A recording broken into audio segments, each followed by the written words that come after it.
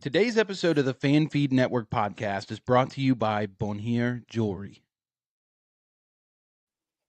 Week 12 is here, ladies and gentlemen. We are rolling through this 2025 season. And today we've got a special episode of the show. Today we are going to be breaking down two of the biggest games that went down last week. The battle in the West, both in the AFC, the NFC. We're going to be talking Rams, Seahawks, and that battle for the number one spot in the division. We're going to be talking about the Broncos, Chiefs, and the battle for the number one spot in that division.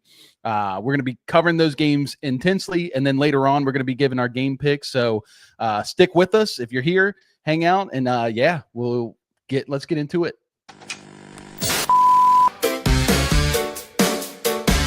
Every week, a new headline drops. Game day fire and sideline shocks. Oh, soft fan feed.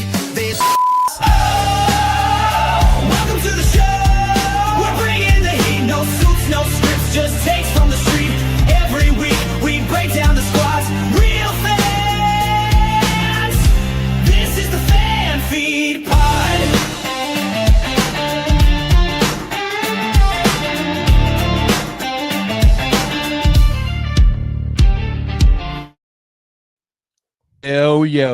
Yo. What is going on, Trey? Hey, man. How are How's you? it going? Oh, man, I'm feeling good. Better than you, apparently. Yeah, well, physically probably, yeah, but emotionally and football-wise, man, I'm on top of the moon right now. Excited for this episode in particular. But yeah, I've been sick for a couple of days, and I'll get through it. I feel good, though. I feel good. I got, I got throat lozenges, and I got my water right here, so we'll be all right. Yeah, we're gonna lock in today. This is why I had to quarantine away from you. Yeah, I don't get my family sick right before Thanksgiving, which is already next week. I cannot believe this year is flying by so fast. Yeah. Everybody say, "What up, Derp?" What up, Derpy is back. Thanks for being here, buddy. So Trey, Yes, sir. my wife and I are very into TV shows. Are you into TV shows? Yeah, for sure. All right. So have you heard about this new one, Pluribus? I've heard of it. I've never seen it. Is it good? Dog. Oh man. So it's so funny because for the longest time I didn't watch shows. And now that I've got like Netflix and stuff, I've caught up on a lot of shows that people talked about. Yeah. I like to binge shows, but I haven't really been able to catch these shows as they're starting to come out. Pluribus just came out. Only 3 episodes so far. I think the next episode comes out tomorrow. It is nuts. Really? It is nuts. Yeah. Like what are we like? What's the synopsis of it? Real quick before we get into football, give me like the real quick synopsis. Like, is it a Severance type thing? Because man, very much. It's very similar. Where it's like sci-fi. It's kind of like mind-bendy, kind of Black Mirror-ish. Oh, sick. Yeah. I'm Derpy down. says Stranger Things comes out next week. Yeah. I've been trying to get my wife to watch Stranger Things with me. Yeah. It's not a show that I'm like obsessed with. And I'm like, oh, I can't, I got to be there when it first comes out. Yeah. I really like the show though. But she won't watch it with me. It's too scary. But no, so this one, it's directed by Vince Gilligan, who directed Breaking Bad, Better Call Saul, which are 2 of my favorite shows of all time. And basically the whole information, like the bio of it, is a woman named Carol must save the world from happiness. Interesting. And it's very interesting. I think there's a lot of deeper meanings. I'm not going to ruin it for you. Okay. But it's like very sci-fi, like very mind-bendy. It is just incredible. So if you guys need a new show to watch, make sure you go watch Pluribus. Sweet. That sounds good. Trey, what shows do you watch? I mean, we have the constant rotation of The Office and Friends going on in our house. Just because like by the end of the day, like when we got the kids in bed and everything, we're just like, man, we just want something light and easy to watch, not something super intense. I'm like you, I binged shows. So like when Severance came out, I mean, we talked about this a lot, you and I did, but I watched both of those seasons in like a week and a half, but but yeah. So good. Apple Plus is putting out some great shows. Yeah. Derpy says, I've been watching Welcome to Derry. I have no idea what that is. Yeah, me neither. I have to check it out. I have to look into that. Yeah. All right. Well, let's get into some of this this football stuff. Let's not waste much time. Had a lot go on in week 11. We're going to hit some news and notes, before we go into these games. Note number one, I've got Michael Penix Jr. out for the season. Yeah. Damage that left ACL. I believe it's the same one from college. And yeah, that's just terrible for the Falcons.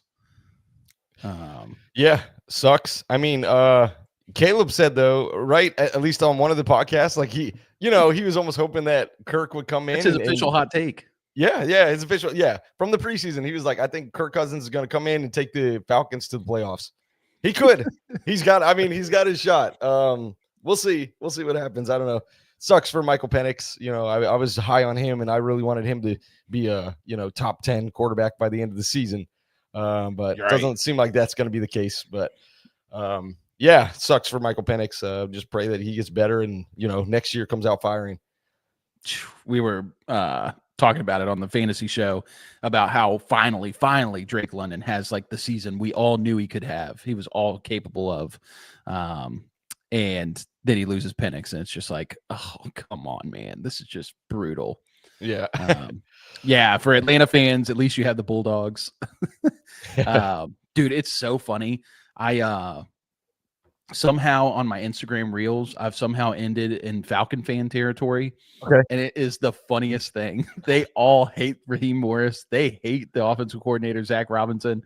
That I can understand. I mean, hating Zach Robinson. I mean, their offense just looks anemic. But man, overall, I don't know about Raheem Morris. I don't know. From an outsider's perspective, I feel like he probably gets another year. I mean, that's what I just to see if he can really build what he wants to build down there. But he really made some bold moves in the draft the last 2 years with, taking Penix and trading up this past year to get the additional pass rushers. And now that pick, their first, is projected a top 8 pick. The Rams have the number 8 pick in the 2026 draft because they traded away. Isn't that crazy? That's so crazy, man. Man, Rams just stay winning. Yeah. All right, so another one, not much of a surprise here. Justin Fields has been benched. Tyrod Taylor set to start on Sunday against the Ravens. Another player that's set to start this Sunday, Shedeur Sanders. Yeah, starting for the Browns. What did you think of our first experience with Shedeur? He miserable. He's like 4 of 16, right? Wasn't that like his official stat line? It's crazy. He completing 25% of his passes. That's crazy.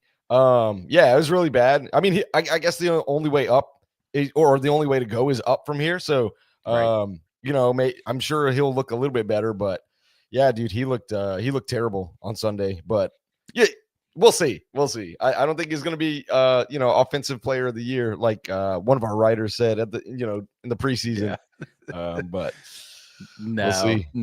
Definitely not. And playing the Raiders this week, so definitely a softer team. But at the same time, it's like with what we saw, just very not good. The Derpy says that's the great difference. An example between a bad organization and a good organization, talking back about the Rams and Falcons. And you're 100% right. Yep. Les Snead, GM for the Rams, absolutely fleeced. The Rams just know how to run an organization. They know when to trade in the picks, and then they know when to save them. They've been rolling with the guys they've been drafting the last couple years. And I forget the guy's name, but the guy who's now the GM for the Jags. Yep, I know who you're talking about. Like James Gladstone. Yeah. James Gladstone, he's doing the exact same thing. They have so many picks next year. Well, you know who else has a bunch of picks is New England. They're like, it's crazy. They're like 9-2, and they've got like 10 or 11 picks next year. It's crazy, dude. They're in a good spot. Yeah, these teams that do this, it just makes you so jealous. Like the Steelers are only now starting to understand that the whole compensatory pick formula, and now they've got Derpy says Pittsburgh's got 12. Yeah, they've got 12 picks projected next year. Depending on how some of these players play, it'll determine the value. We were looking at some thirds and fourths. Now I think it's going to be more fifths and sixths, but still plenty of picks to move around the draft board. All right, but let's keep going. Another quarterback, Joe Burrow, practiced in full this week. Yeah. That's wild. Yeah. He's playing. He's going to play You Sunday. think so? I think he's going to play. Well, Joe Flacco, he's got that shoulder. So it's either Jake Browning or it's Joe Burrow comes in to save his own team's season. And they play the Patriots this Sunday. And that's I don't, if he plays, I don't know. I mean, Jamar Chase is out, he's suspended. Yeah. So if Burrow does come back, he's not going to have his main guy, but T. Higgins is still there. And I don't know. Yeah, Mitchell Tinsley. Yeah. Everyone's like, who is Mitchell Tinsley? Yeah. Exactly. Yeah. All right, let's move forward. Keon Coleman was a healthy scratch last week. Was he? And now he's going to be a healthy scratch this week. Did you not hear about this? No, I didn't hear about that. So he was a healthy scratch last week. They benched him, basically. He didn't even dress for the game. Dang. And they ended up winning. He will be sitting this week as well. Wow. So something's going on where maybe his work ethic isn't there. I mean, he's not a good player, but it's not like they have a ton of good receiver options over there. They kind of need him. So something happened, and we don't really know. But it's just crazy. Oh, how the mighty have fallen. You know how that thing came out Sunday morning, or right before Dallas played. They said CeeDee Lamb and George Pickens, they're getting benched like that first series. As soon as that happened, I looked at my friend who was sitting next to me, and I was like, they definitely were like out in Vegas last night. Like that is why they're getting benched. And then it, come to find out that one of them, I forget who, was like throwing up at like 7:30 in the morning, like just still wide awake from the night before. Crazy, dude. CeeDee Lamb. Yeah. My gosh. Which is just wild. And he looked like he was hungover in that game on Monday. Yeah. Pickens definitely did not. Pickens probably had his best game of his career. Yeah. Crazy. He looked good. Wild. Jamar Chase, obviously suspended. We just kind of hit on that for spitting on Jalen Ramsey, though he said he didn't spit.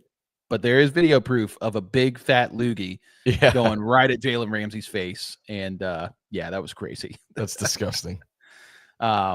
Aaron Rodgers, wrist fracture in his left wrist. He's questionable for Sunday.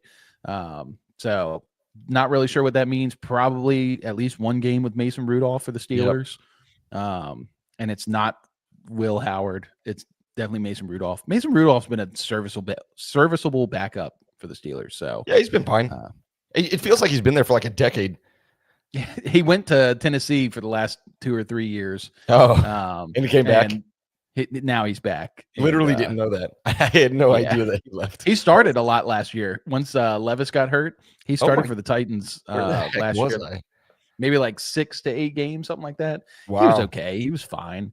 But he's just not going to help you win. So, all right, CJ Stroud still out. He'll be out tonight in that game against the Bills. But I feel like most Texans fans are kind of okay with that. What do you think? Yeah. I feel like Davis Mills is putting up, equal numbers that I feel like CJ Stroud would have put up in a bunch of these games. I don't feel like it's much of a loss, if any, if at all. Yeah. I don't know. If I was a Texans fan, I wouldn't be too worried about it either. when he comes back, you want him to be healthy when he comes back. And obviously concussion is nothing to take for granted or just to, sweep under the rug. Like, that's a really serious injury. Probably like one of the most serious injuries you could have. Oh, it's extremely serious. Yeah. I mean, I'm trying to remember who hit him, but that guy should probably be suspended from the NFL. Oh my gosh. What a clean hit. You're mad. There's a clean hit and he hit his head on the ground. That's honestly God's plan, because Nico Collins now has been balling out. He's been going crazy. So it's okay. God's plan. All right. Last bit of news I've got here. Sweet. And this is not NFL news. It's college football news, but it's relevant. James Franklin, former Penn State head coach, has now become the head coach of the Virginia Tech Hokies. Do you know much about James Franklin? Nope. Okay. Franklin basically turned around the Penn State the whole program, the entire program. I mean, they've been a competitor for the last couple years now. He got fired this year after a couple losses. So for him, he's like one of the better coaches in college. Mm-hmm. What's up, Sports Zone? My man Troy, he's back in here. What up, my dude? What's up, Sports Zone? How you feeling about your Giants on Sunday? But anyway, yeah, James Franklin coming to Virginia Tech. I mean, obviously, we were both in Virginia, so maybe we'll finally have a respectable college team. Which actually, I should preface that with the fact that James Madison, my alma mater, has an outside shot of making the college football playoff. Yeah. And that would be crazy. That would be nuts. Crazy. Yeah, that'd be crazy. Right now, they're getting screwed by the committee, but you know, that just is what it is. So anyway, yeah, that's all I've got for notes. Did you have anything you wanted to add there, Trey? No, I'm just ready to talk about the Rams. I'm ready to talk about the Broncos. Ready to talk about the Seahawks and the Chiefs too, man. Like I think it's gonna be a fun show. This is gonna be fun. We're gonna a lot of stats that I want to just run by you, and just like it was really fun to like go through the Seahawks and Rams game and just kind of dissect it, you know, as an outsider and just look at it for what it is, and you know, yeah, I'm really excited to talk about it with you because you and I have not talked about it yet. We said this is what we're gonna go watch, and we're gonna come here and say what we saw on the rewatch. So yeah, man, excited to do that.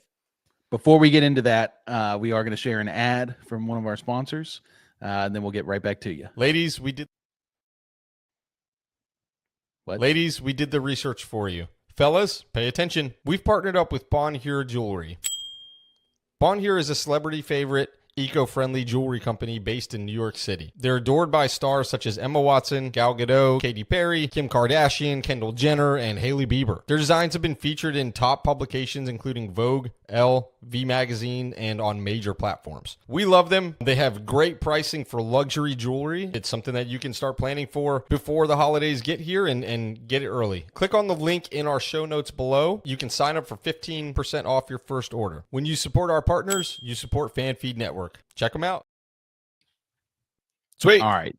So, like I said, we're going to cover these games. We're kind of shifting this podcast as we get closer to the postseason. Obviously there's 32 NFL teams, but we have so many teams fighting for playoff spots, fighting for dominance in their respective conferences. And we want to take some time to focus on these teams to get you prepared for the playoffs so that everybody is well aware of what's going on once we get into the postseason, which is right around the corner. I mean, we're already at week 12. Yeah. It is flying by. So, all right, we'll start off with this Rams-Seahawks game. And Trey, I'll start with you. What were you expecting out of this game? I didn't know what to expect. But I think we got what everyone thought we were going to get, which was a defensive slugfest. Like there were some big plays. Matthew Stafford was pretty efficient. He was safe, and that was the complete opposite for Sam Darnold. But defense. That was the big takeaway from this game. And I knew that was going to be the case because the Rams defense is so good. Seahawks have a top 5 defense, and they're not even fully healthy yet, which is pretty crazy. Right. So when they are fully healthy, I'm kind of worried, for the rest of the league, how good they're going to be. But defense was definitely like the big takeaway from this one. What about you? Well, yeah, I mean that was pretty much exactly what I was assuming was going to happen as well, because you look at the Seahawks defense. I think they were like number 1 against the run, and they weren't number 1 in passing. I know that, but they were top 10, I'd say, in pass defense. So they were just dominant. But then you look over at the Rams side, and quietly, this Rams defense is putting together a heck of a season. Yeah. People like Cameron Kinchins, right? I didn't even know that guy's name. I didn't even know his name before Sunday. My gosh, he's he had a game. Second year. He's a safety, I think. Second year defensive back. Man, he really showed out. But he's got like 48 tackles on this season or something like that. But some incredible defense. The Seahawks in particular, their defense was incredible, specifically in the red zone. There's that one drive that the Rams had where they had the ball under the 5-yard line. Like they were so close, and they did score. They did score against the Seahawks, but they had to do it on 4th down because it was like 4th down and like a couple inches, but they stopped them at the one time and time again. It was incredible. And obviously shout out to, the Rams O-line. Like, they have a very good O-line, and they can run the ball well. And the fact that it took them 4 tries to score that touchdown, like, that's just, shout out to both of those teams. But my gosh, the red zone defense was so good for Seattle. Stellar. Yeah. So I actually woke up this morning around 5:30 to watch the replay of this one. Dang. Got through it before I left for work, so that's pretty good. But yeah, that was definitely a big deal, was seeing the red zone defense, seeing the Seahawks, just they're so strong up front. Yeah. It's really incredible what they've done. Because if you remember, they traded off a lot of guys. They, moved a lot of players, and then they rebuilt this defense the way that Mike McDonald wants to build the defense. And it's incredible what they've done. Let's talk about the Rams offense. So to me, the big story was the fact that they're running this 13 personnel. And for those of you who don't know, 13 personnel just means 1 running back, 3 tight ends. That you'll hear 11, you'll hear 12, 22, all these different things. That's what it means. The first digit signifies how many running backs, and second digit is how many tight ends. So they're running this 13 personnel, 1 running back, 3 tight ends. And that was the big story. What did you see from the 13 personnel, Trey? So early, what I saw is that Charbonnet was out touching Kenneth Walker by like a mile. Like it was crazy. At least early in the game. I know Kenneth Walker had a big game, but I mean, they bring in those tight ends to do all that blocking. And that's what they want. They just want big guys up there on the line to help open up those holes. And Charbonnet looks good, man. Like, he looks. I think that they. It's kind of like on the other side on the Rams, how Blake Corum is just like the perfect handcuff for Kyren Williams. Like both of these running games are so good. And I don't know. That was like the big thing for me, though, was that, Zach Charbonnet was out there, and he was efficient, and he was running more frequently than Kenneth Walker. And then, I guess, as we get further into this game, that we'll talk about that a little bit more, but, Kenneth Walker did, show up. But yeah, it was just really interesting, the coaching decisions to run him first. I don't know. And I can't remember. I should have paid attention. I think Charbonnet might have even started the game. I think he did. And they've done this all year with Walker and Charbonnet. Is they split it, and they kind of go with a hot hand approach. And they're trying to save Kenneth Walker's body because, he's been riddled with injuries the last few years. So they're trying to save him because he is such a weapon. And they've got different running styles. Charbonnet is going to run more straight line, get you those kind of harder yards. Kenneth Walker can do it too. He just loves to bounce runs outside. He's like a big play hunter. So using both of them is very advantageous for a team. And this is where fantasy football is kind of ruined how we view real football, because we all look at that and we go, oh God, Zach Charbonnet. I mean, I'm one of them. I love Kenneth Walker. I drafted a lot of them this year, but we look at Zach Charbonnet starting. We're like, why, what are they doing?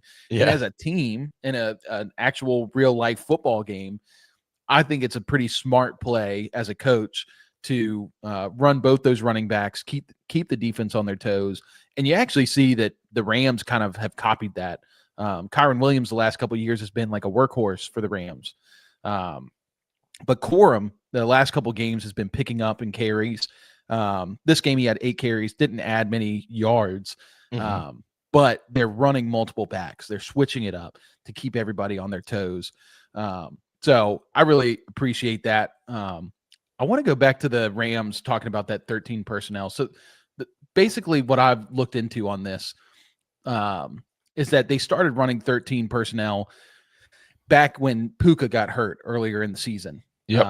13 personnel leaves you 1 receiver on the outside. So they put Devontae Adams out there, and then they run these 3 tight ends. Well, this became very efficient for the offense because, and me and you talked about this, the very first podcast was, how the NFL is changing.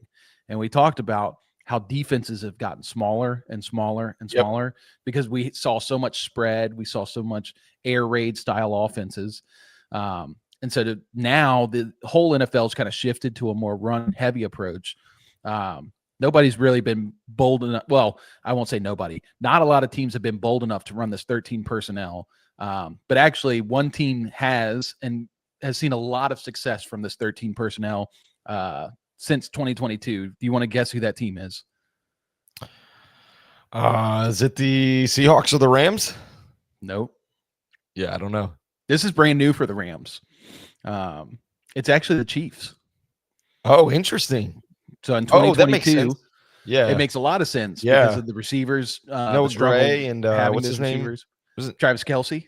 No, yeah. Not that one. I was What's his name? Huh? Yeah. Blake Bell, I think, is the other guy. okay. But yeah, so the Chiefs used it a ton in 2022 once they beat it led them to beat the Eagles in the Super Bowl. So anyway, it just creates this crazy mismatch with the defense, and you get to see it a lot in this game. It's not sexy, they're throwing to tight ends and they're shorter plays. Yeah. And these tight ends are not very good. They're playing really well, but they're not like Trey McBride, Brock Bowers level athletes. They're not game changers. No, but they're consistently moving the ball down the field. Yep. And I just think that was the most impressive thing to me, was seeing the offensive play calling for the Rams. The switching up, the using of different formations, the shifting in motion, all these different things. And I think it allowed them to run the ball a ton.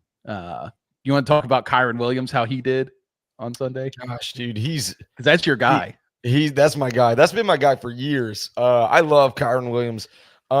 He's legit. I don't know what to say. Like, he was running all over the Seahawks, and you mentioned it earlier, but the Seahawks have a top 5 run defense. And I mean, I won't say him, like it's the team, right? Like, it's the offensive line who's opening the holes, who's like giving him the lanes to run through. But my gosh, he's just like, he's breaking ankles, when he's running through, like, and he's he's not going down at first contact. Like, he's so good. He's like, my goodness, he I feel like he scores every single game. I don't think he actually scored in this game, but I think he did. Yeah, maybe he did. Well, yeah. Yep. Not going to be surprised if he did. I can't remember right off the top of my head, but my goodness, I love Kyren Williams. And I said this earlier, but Blake Corum, he looks like Kyren Williams too. Like when the way he runs and the way he catches the ball out of the backfield as well. I mean, sometimes I'm like sitting there looking and I'm like, okay, is that 22 or is that 23? I don't know, right. Because they just look so similar. And I just think Sean McVay has a perfect tandem of running backs over there. I just think they're incredibly effective against anybody they run against. Yeah, 100%. I mean, it opened up the run so much. I mean, if you saw the holes when you guys watch back on the game, if you look at the holes that were opened up for Kyren, he was averaging 7.6 yards per carry against the best run defense in the league. That is crazy. Is insane. He only ran the ball 12 times and he had 91 yards. That's that's my guy. That was one of the biggest deciding factors for the team. And obviously the Rams O-line is great. I mean, they're playing very, very well. But it wasn't just O-line play, it was play calling. It was the 13 personnel. I'll give you an example of something I saw that just like shattered my brain. So they're running all this 13 personnel. So it looks like run every time they bring out the 13 personnel. So it opens up the pass if they want to do that. Then there was a 4th and 1. I think it was in the first or second quarter. It was 4th and 1 for the Rams. And they come out and 11 personnel. So 1 tight end, 1 running back, 3 receivers. So 4th and 1, you see all those receivers on the field. Seahawks are going, oh yeah, they're going to throw the ball. They run the ball with Kyren. Goes against all conventional wisdom. Kyren gets like a 20-yard gain. And sets them up in scoring position. I mean, Sean McVay, dude, where would you rank Sean McVay amongst head coaches? Like, if I saw a tweet earlier today. Okay. It was, if you had to pick, like, if you were rebuilding your favorite franchise and you had to pick a head coach, any head coach out of the NFL, who would you pick? is Sean McVay in your top 5? Yeah, he definitely is. Top I mean, 3? and I think that the hype has kind of worn off him a little bit. I mean, obviously when he first came out, youngest head coach ever, right? Like that's what, everyone knew him as. And then, he obviously took his team to the Super Bowl. Right. Yeah, incredible for him. Yeah, I would say that he's a top 5 coach in the NFL currently. Yeah. Shanahan, I would put up there. Yep. Andy Reid is up there for sure. Yep. Brian Mike Daboll. Tomlin. I like how we both went for not serious ones. Yeah. But yeah, I mean, I don't think there's another coach in the NFL that I would want to coach the Steelers outside of McVay. Like, that would be so sick. But anyway, let's talk about the Seahawks a little bit more. Seahawks obviously surprised a ton, not just with their defense, but their offense. Offense has been incredibly efficient. Sam Darnold, everybody was doubting him. I was one of them, doubting him after leaving Minnesota last year on a kind of a bitter note, lost in the playoffs, just kind of crumbled at the end. And then he comes to Seattle. A lot of people were fading him, and he's turned out to be just a great pickup for the Seahawks. And this offense has been electric. What did you see from Darnold in this game? Yeah, what did you see from Darnold in this game? So he had 2 really bad interceptions. Really bad. The first one was just a terrible read, just right to the defender, like no one else was there. Second one, I know he got hit as he was throwing the ball. Kind of his fault. I mean, he could have gotten it off earlier, but it is what it is. It's a bang play. Was that the one he threw to the tight end and the safety came down and picked it off? I think it was Kinchins. I thought that was yep. Because that I agree. That one he got hit, but he was also expecting the tight end to kind of cut a little harder, and the tight end just kind of ran a really round route and allowed the safety to come right down and get it. So that one's kind of like a toss up, I'd say. I'm with you. Right. That's what I'm saying is that one wasn't necessarily. I mean, it is and it isn't his fault. Like he shouldn't have thrown that ball. Like maybe he should have tucked it and taken the sack. But third one was really bad. Like just right into double coverage. Like there was no chance that ball was getting there. Really bad throw. And then that fourth one was like that weird one where he jumped. Do you remember? He jumped and threw the ball and just right to another defender. And then I don't know if you saw this, but he almost threw a fifth one. Yeah, he did. Jared Verse came around the edge and then he hit his arm. And right when he hit him, my gosh, that ball was this close to getting, a 5 burger that day. Just crazy. And like you said, I think 2 of those were his fault. But there's this whole thing around Darnold, the seeing ghost thing. That he was seeing ghosts. And this happened with Minnesota last year. We remember when they played the Lions at the end of the season. And that was really like a division title match.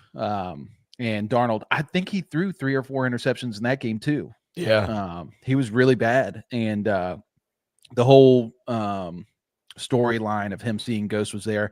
This game, I don't really think he was seeing ghosts. I think he was I think he made some bad decisions. I agree. But he came right back around and was charging down the field right after. Yeah. And that was really impressive to see, especially the final drive, which I don't want to get too much into the final drive just yet because I think there's still some other things we might want to hit before we get there. Yeah, there was that one dime throw that he threw to – I mean, this was more on JSN. You know the one I'm talking about? Like the left – the one-handed 27-yard catch on that sideline. Dude. Incredible throw. Even better catch. Oh, my gosh. So insane. So I agree. Sam Darnold, he wasn't in his bag, but it's so weird to say this about somebody who threw almost 5 interceptions in a game, but he didn't play terribly. It's like you said, he made some really bad decisions at really bad times. But outside of that, he played a good game of football.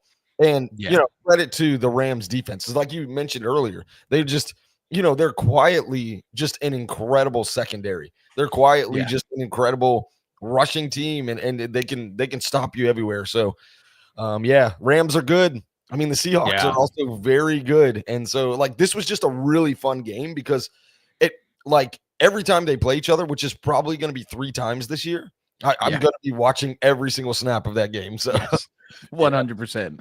Yeah. And you were talking about the Rams defense because I want to hit on that a little bit. Sure. Obviously, the secondary, is the winner of this game. 4 interceptions. It's huge for them. But they would not have been able to do that. They're running Emmanuel Forbes. They're running Kinchins, Curl, a couple other guys. Well, these guys aren't like. Go ahead. Real quick on that, Emmanuel Forbes, he also had an incredible pass breakup in the end zone against Rashid Shaheed. Did you see that one? My gosh, like he was playing lights out, man. He looked really good on Sunday. Yeah, that play, I think that play might have won the game for the Rams. Yeah, because you imagine the Seahawks scored that. Yeah, because it was open and Darnold just barely underthrew it. It's really not even an overthrow. Emmanuel Forbes just makes a great play on the ball. Yeah, just a perfect pass defense. Perfect pass defense. But like I said, the secondary isn't like, your Pat Surtain, your Riley Moss to some, your J.C. Horn, some of these other top Derek Stingley. They're dominating because of how good this defensive line is. Right. We saw Jared Verse. We saw Byron Young. Both of these guys coming off the edge ferociously. Darnold was under pressure like 50% of the time. And that's the key to like any quarterback, whenever you pressure anybody, especially that frequently in a game, like they're going to make mistakes. You're going to be able to get turnovers. Like that is the name of the game is in, what's it called? A rush and cover, right? That's the whole concept of like you rush and you cover and that's how you defeat the opposing offense. The Rams do a very, very good job at that. Yeah, they're that's the strength of the defense, and they've got some good guys in the linebacker core. Omar Spates, I think he's a former Steeler, practice squad Steeler, but he's been a great addition for that team. But yeah, that defense just relentless on Darnold, and they're good against the run. So they were bottling up Charbonnet for most of the game until Kenneth Walker kind of later in the game started playing a little harder. Yeah, he was effective both running and catching the ball out of the backfield. Yeah, Kenneth Walker looked good. Yeah, I mean, I think that one, I can't remember how long it was. It was like 20 yards or something. That one, it was just like a little swing pass. Yeah, it was great. And Kenneth Walker, I mean, he's just explosive. We haven't gotten to see it a lot this season. I have a feeling that we're going to see a lot more Kenneth Walker as we get closer to the postseason. Yeah. It's 18 game season. We talked about this at the beginning of the season was, do we like these longer seasons or not? And we've seen a lot of injuries this year. Yeah. So Seahawks fans have got to be excited that Kenneth Walker's still standing. Not only that, but he's healthy. Like, I don't think he's really been on the injury report at all this year. And so with them getting closer to the postseason, that's when you start kind of playing, all your guys as much as you can. So let's talk about JSN for a second, because obviously JSN's having a career year, one of the best seasons of a receiver that we've seen in quite a long time. I think he's on pace to break the most yards in a single season. I think so. He's leading right. Well, I don't know. Was the record like 2,200 or like right there at that line somewhere? It's like 2,000, 2,100. But he's on pace for that, apparently. He currently has 1,041 yards. He's leading the NFL. But my gosh.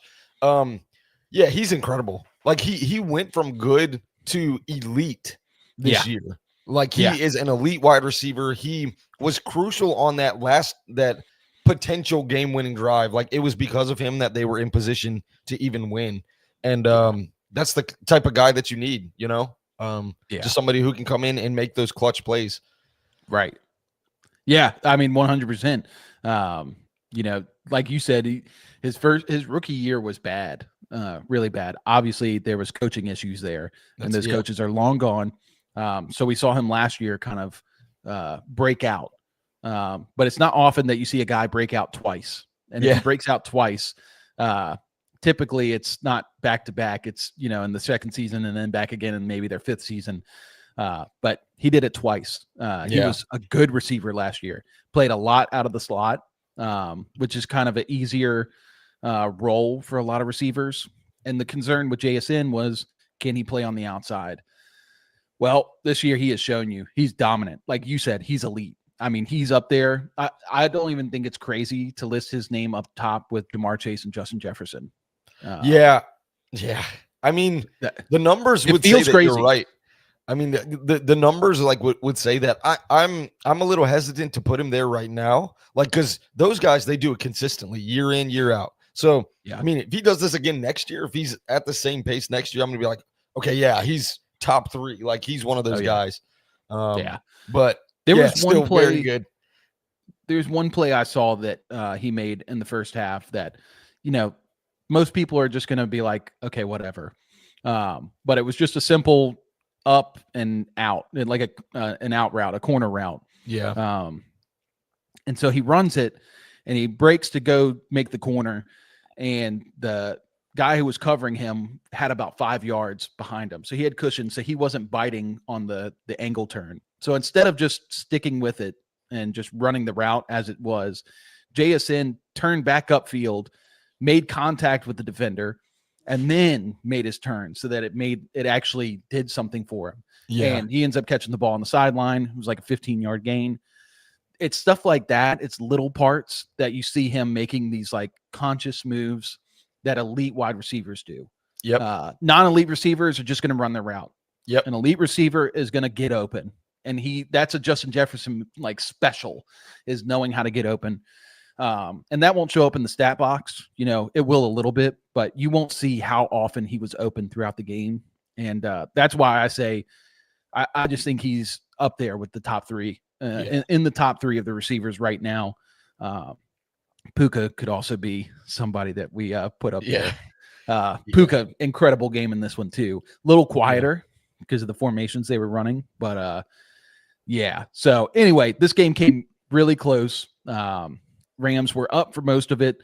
Seahawks come back, final drive. I mean, they had like a minute left. Yep. Had a minute left from their own end zone, basically. And they drive it down. They get bailed out by a defensive pass interference. How did you feel about that DPI? Oh man, I don't know. I'm how I feel about a lot of these DPIs. And we'll get to a couple of them in a little bit. I don't know, man. I lean on more of the let them play unless it's egregious, especially in that scenario. Like, I don't know. I'm a big defensive players have to be able to play football, right? Yeah. Corner is probably the second hardest job on the football field outside of quarterback. I mean, the amount of things that they have to do, and they have to, track the ball, and they got to track the receiver, and they have to make sure their hands are like this the entire time. I don't know. I can't say they were wrong. Like it's definitely illegal. So they were right to throw the flag, but you don't do that the whole game. Like the refs never do it the whole game. It's just like when they choose to do it. And I don't know. It was just, I don't know. What about you? What do you think? I thought it was a terrible call. It was a terrible call. Obviously I loved it because I wanted to see the Seahawks have a chance to score, and that gave them the chance. Yeah. But the call itself, just bad. Yeah. You had a cornerback going up to make a play on the ball. He makes contact with the receiver, but not like hands, it's body. It's the type of call that I would get called on in basketball when I played in high school. Just because I was a bigger guy, I would go down low and push guys around just with my body, and they'd call me for a foul all the time. Also wasn't very good at basketball, so there is that. So you had to foul. I had to foul. But yeah, terrible call. And then I wanted to talk about this next play and see what your take was on it, because 5 seconds left. Seahawks get the ball. They need 5-6 yards to get to a 61-yard field goal try. Yeah. They throw a little out route to Rashid Shaheed. He goes down, gives himself up. But did that feel like the longest 1 second of your life? Yeah, dude, it was. I was about to say, there's no way there was time left on the clock. Like, there's no way. Insane. Yeah. I also wanted to see them have a shot at it, but when that happened, I was like, there's no way that was only 4 seconds. You guys are crazy. That was like a 7-second play that just happened. Yeah, that was a really bad clock management. And I don't know the rule. Like, if a player gives himself up, like, how much do you run off? You know, how much time should the clock run off? I wonder if, like, I think I think he's down until he gets touched, right? Right. Yeah, But, and like, the clock should continue to. So he went down, called the timeout, but I still feel like, I don't know. That's the thing that doesn't make sense to me. How do you know he's giving himself up? Yeah. You know, because we could have plays like that where he goes down to give himself up, but then hops back up. Yeah. You know, and so, like, where's the line? maybe I'm misremembering, but isn't he also not allowed to call a timeout? Like, isn't the receiver not allowed to do that? I don't think so. Yeah, right. So, like, that's another. I don't know. That's another weird thing. Yeah, some weird things happened in this game. The refs and back to were Puka definitely really on quick. one. Like, uncharacteristic of him, he had that fumble in the third quarter. Yeah, which is Yep. He's usually like concrete hands. Super like, you safe put it in with the there, ball. it's stuck. Yeah. Yeah. It was really weird to see that, but I think it was the last drive of the game. He had like that massive jet sweep. Which was dude, that one was awesome.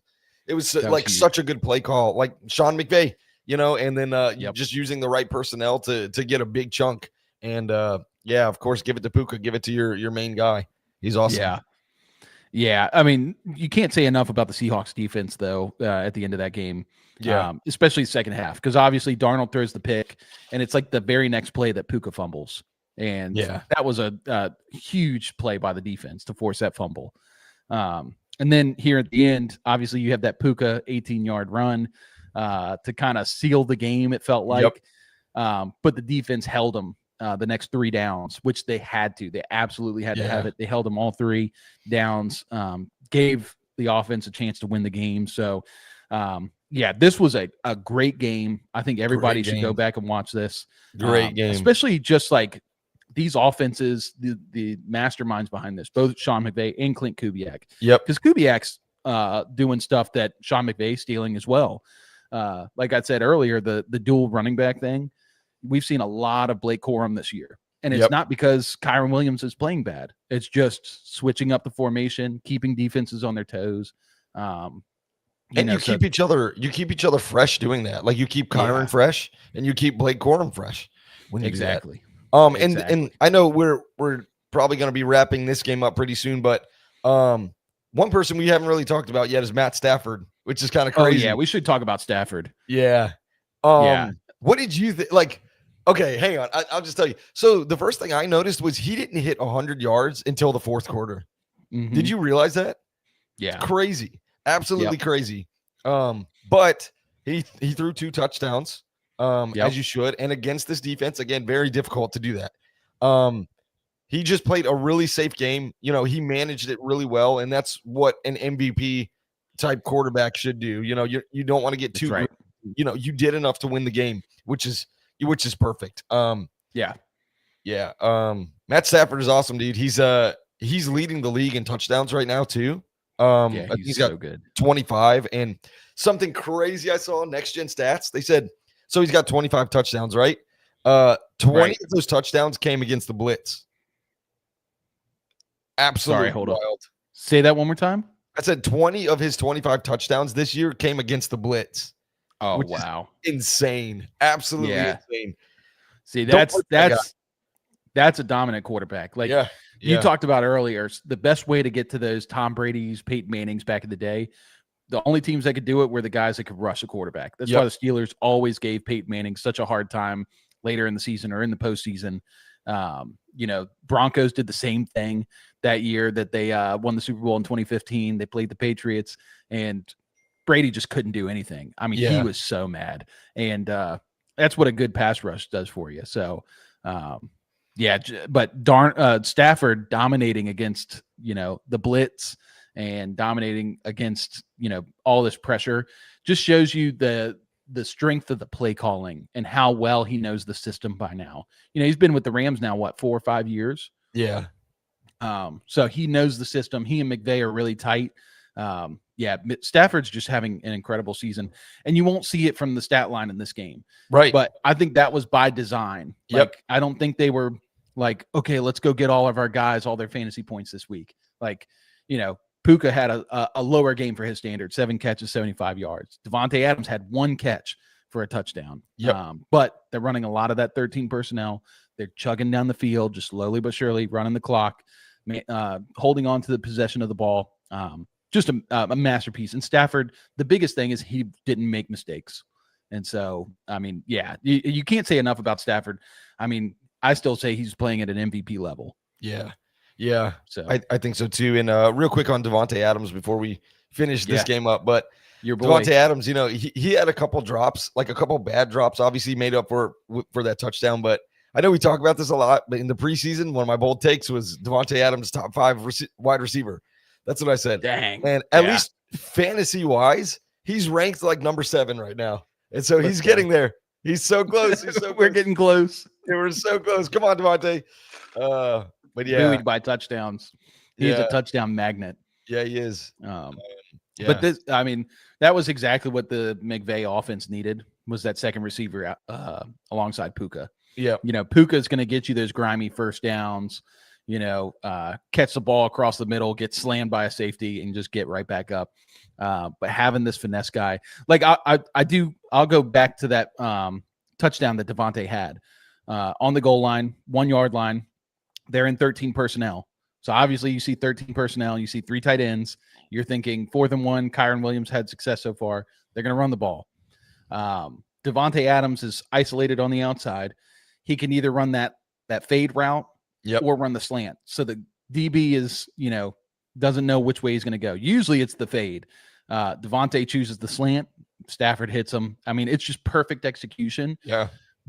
But the things you don't see is just what is going through the minds of the defense because of the formation, the motion, all the different things that the offense does to throw defenses off balance. And that's where Sean McVay's genius is. Defenses never really know what's going to happen next. Right.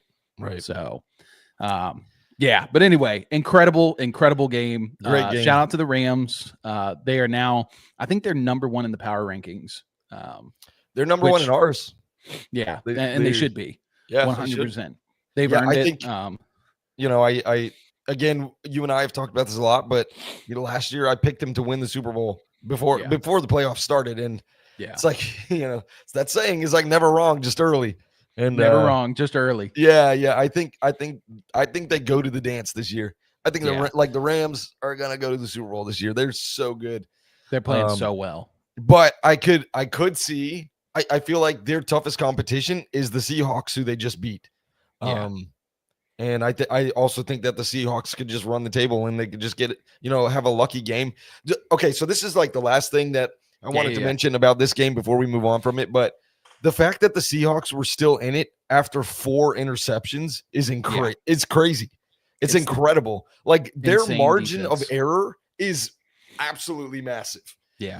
And I don't know, like, you need a team like the Rams to beat them. Otherwise, like, they're just going to be a buzzsaw in the playoffs. And that's why I said like they're going to probably see each other 3 times this year. Obviously the next matchup, and then you know, playoffs are coming. So yeah, it's going to be fun. Yeah. Seahawks kicked 4 field goals, I believe. So 4 field goals. If they convert one of those field goals into a touchdown, they win the game. Yep. Like, I mean, Rashid Shaheed on that one. Darnold had a couple misses there. Oh, Kenneth Walker actually scored a rushing touchdown about 20 yards out. Got called back for a hold. And I think like 2 plays later was the Shaheed play. That was a heartbreaking sequence for the offense, because the Seahawks really could have, you know, started cooking from that point. Yeah. But that's how close this game was. Like, literally the fingertips of Emmanuel Forbes saves the game, and a holding call saves the game. Yep. Like, crazy. Crazy, insane. Shout out to both teams. Love the Seahawks. I love the Rams. It's not often that there's 2 teams that good in a conference that's not your favorite team's conference. Yeah. You're just like, oh yeah, I like both these teams. Yeah. All right, let's get into the big one. Chiefs take on the Broncos in Denver, Mile High. Yeah. Trey, do you want to prep us for this one? How big was this one for the Broncos? Oh, I mean, for Broncos fans, like, Okay, so it's a really interesting it's a really interesting feeling like heading into this game because you're going into this game and you're like, this isn't a must-win game for the Broncos. It is for the Chiefs. You know, like they have their backs up against the walls, but the Broncos do not. The Broncos have a very, very comfortable lead in the AFC West. And so it is it was just a very strange feeling, like going in and being like, okay, if they beat us, it's not the end of the world. But if we beat them, it is the end of the world for them. Like they're not winning the division. Like that, it's that simple. And so like heading into this game, it wasn't like nerve-wracking as much as it was like we want to put the nail in the coffin of the Chiefs. Like that's what it was. It's like we want to make it so they are worried about making the playoffs. And so also, okay, we're gonna talk about my boy. Do you know which one I'm talking? Which one I'm gonna reference Which first? boy? Yeah, well, exactly. Before we talk about your boy, can I say something real quick? Yeah, I want to ask a question because prior to this game, Adam Schefter actually tweeted that those inside the Broncos camp were saying this was the most important game for them since the 2015 Super Bowl. Yeah, and I would agree. A decade. I would agree. That's crazy. I mean, I would agree. It's because you're playing taking into the meme.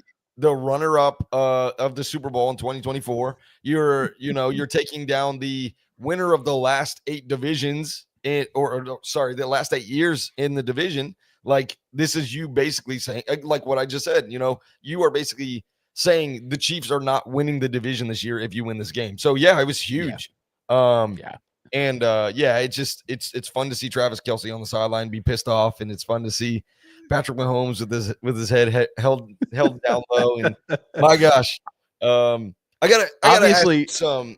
Obviously, I don't know where I want to start with this. All right, hold on. Obviously, as a non-Broncos fan, I have to be the guy who poo-poos on your parade. I can't let you just enjoy this whole season. You got to hear some dirt. Sure. And so I just had to laugh that this was their Super Bowl. Just shows a team that hasn't won anything in 10 years. And the Super Bowl being against a Chiefs team that's been pretty bad so far this season. It is a big deal. I'm not saying it's not a big deal. But I just thought it was really funny to come out and say, for that to get leaked, that this was their Super Bowl. No, it wasn't. So I know what you're talking about because that wasn't coming from like the Broncos. Like that was coming from. Well, that's what I'm. That's what I'm wondering is if that was leaked by somebody else. That's not coming from Sean Payton. No, like Sean Payton's not telling the guys like, fellas, this here is our Super Bowl. Right. It was just so wild that Adam Schefter was reporting it. It's like Adam Schefter has so much more important stuff to do, like injury concerns. Like, can we figure out what the heck is going on with some of these injuries? Like Joe Mixon. Like we just found out about Joe Mixon today that he's not going to play. But I mean, Schefter, don't you have something better to do than post rumors from the rumor mill about this Broncos Chiefs game? Because I read that too, and I'm pretty sure he said it was like many in the media or something like that. It wasn't. Yeah. It wasn't like the team, like you said, it wasn't coming from Sean Payton. In fact, I heard the complete opposite. I heard that Sean Payton was telling his players, like, we're playing in way bigger games than this year. Like, this is nothing in comparison to what we're going to be playing in, which is, it's pretty awesome. Like, that's almost showing that Sean Payton is looking past the Chiefs, which is pretty insulting to them. We know he wasn't. I mean, this was a big game for them, but I mean, All right. So what were you going to ask me? What'd you say? We're going to talk about your boy. You're wondering how you're going to phrase this. Are you talking about Riley? Sure, we can talk about Riley first. Either one. Which one do you want to talk about? Let's start with Riley. I don't know how many penalties he had on him, but over like 90 yards of penalty yards. Yeah. So how did you feel about those calls? One of them was blatant DPI. He like blatant. And I was like, ooh, Riley can't do that. But that was the second one. The first one was absolute garbage. It was Which one was this? Remind me. The one where like he was like I don't remember the receiver, but he touched his jersey like this and like let go. Oh, like the riding one. Huh? They said he was riding him. The illegal contact penalty. Yeah. But But That that's one- that was the deep DPI that they threw for that. Wait, hold on. Okay, maybe I think he might have had 3 penalties because I think I remember Maybe. 2 defensive pass interferences, 1 illegal contact. The illegal contact, receiver passed 5 yards. Riley put his hand on him, and Okay. they said he rode him for over 5 yards, and that's why they threw the flag. I Yeah. thought that was a bad call. And Tony Romo said it live on air. He was like, all right. I mean, I get the explanation. They even had Gene Steratore come on and say, Yeah. well, he was riding him. Like, Yeah. you know, and you can't ride a guy. But it's like, all right. Tony said, all right, well, let's just go look at the replay and look at all the other guys and see Yeah. if anybody else got touched like that. That happens all the time. That was Right. a bad call. Right. Yeah, I agree. He gets called for because like the refs also do their research on this type of stuff. Like they're looking, Yep. they're saying Riley Moss, number 21, that guy gets called all the time. So we need to watch out for it. And so Yep. they're already coming into this game with a bias. And it doesn't Yeah. matter like which group of refs is coming in, like which team is coming in. It doesn't really matter. Like they're all doing that kind of thing. So All right. it's like a snowball effect. Like once it starts happening, it's Yeah. going to continue to happen for the gonna rest of the continue. year. So Well, so let me go back to the pass interferences Yeah. because the one I remember was Worthy on a deep ball, and both he and Riley kind of laid out for the ball. And yeah, Riley that was, one Riley was on him. right. That was a good And then one. the other defensive pass interference, the guy worked back to the ball, I believe, and Riley was. I still think he was on him pretty heavy. But Yeah, maybe that's you the one we remember it disagree on. differently. But it was Okay. like it was down that same sideline, down the right sideline. Right. Yep. Yeah. It was Yep. like in the same location, like both times, Yeah. like those DPIs were right there. Yeah, that one was garbage. Two of them I think were bad. But obviously that other one, like I said, that one, yeah, he did get called for. Doesn't matter. What I'm trying to get at is where would you rank the Broncos defense? Like, I'm just curious where you think they are. It's hard right now to judge them because of Surtain not being in. Mm-hmm. And I do think they're a little weaker against the run than a team like the Texans. But I'd say 100% they're a top 5 defense.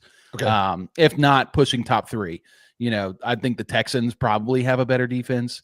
I think it's a question between the Rams and the Broncos. I would probably put the Broncos ahead of the Rams. So you think like top 3? They're probably top. I think they're probably number 2. Yeah, probably number 2. Who's the number 1 corner on the second best defense right now? Riley Moss. It's Riley Moss. Exactly. Yeah. Exactly. So that I just wanted to bring that up. So Riley Moss, hang on. I have it listed here somewhere. Where is it? He is by far the most targeted player in the NFL. Did you know that? Yep. 68. He's been targeted. Makes total sense. Yeah, 68 Throw away times. from PS2. He is still allowing the lowest completion percentage in the NFL, 45.6. Sure.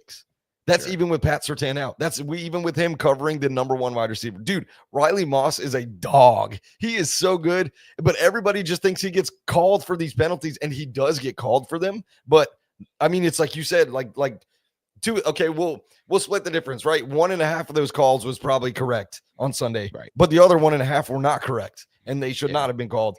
And one of them resulted in like 40 yards of penalties. So I don't know, man. I'll say this. Because we've had this conversation a lot, and now we're a little more level-headed. I'm not trolling you the whole time. This is me being real. You ready? So thinking about it logically, obviously, he's the number 2 corner. PS2's on the other side. PS2 is going to be taking your Jamar Chase, your Stephon, all these number 1 receivers. Sure. So Riley Moss is already getting easier matchups, and maybe not always the easiest, right? Yeah. So, against the Chiefs, maybe he's covering Worthy. I mean, obviously yesterday he's covering. He's kind of moving all around the formation. Anyway, that's a factor. I think that adds into that stat. I think I'm leading to the point that I think that stat is a little misleading. Not that he's bad. That's not the argument I'm trying to make. It's saying that he's he's got the best. What was the stat again? It's the lowest completion percentage against a corner in the NFL. Right. So I just think that stat is misleading. The the other thing you have to factor in is the amount of penalties that he gets. And obviously, like, I'm not saying that all these calls are spot on or perfect. No, yeah. But when those penalties get called, there is no statistic for that. So he's only getting statistics for the plays that, he's in there for. So I don't know. I'm not saying he's not a good corner. I think he's an above average corner. Here's my thing with Riley Moss, because I was watching this game. I was watching those pass interferences. He just needs to work on his hands. Yeah. His hands are way too obvious. You're right. Way too obvious. And he says that that's himself. the thing that in post-game interviews, he says, okay. I can't be grabbing people like that. I can't be That's right. pushing and shoving and doing stuff like that. So you're absolutely right. And yeah, I mean, for I think he's third year. He's might be fast as snot. He's fast as lightning. I mean, but you look at a guy like Derek Stingley, PS2, and this is why these guys are so good. Yeah. Because it's not just because they're, in the minds of the receivers and can just stick on them. Hand placement for both receivers and DBs is so crucial, so important.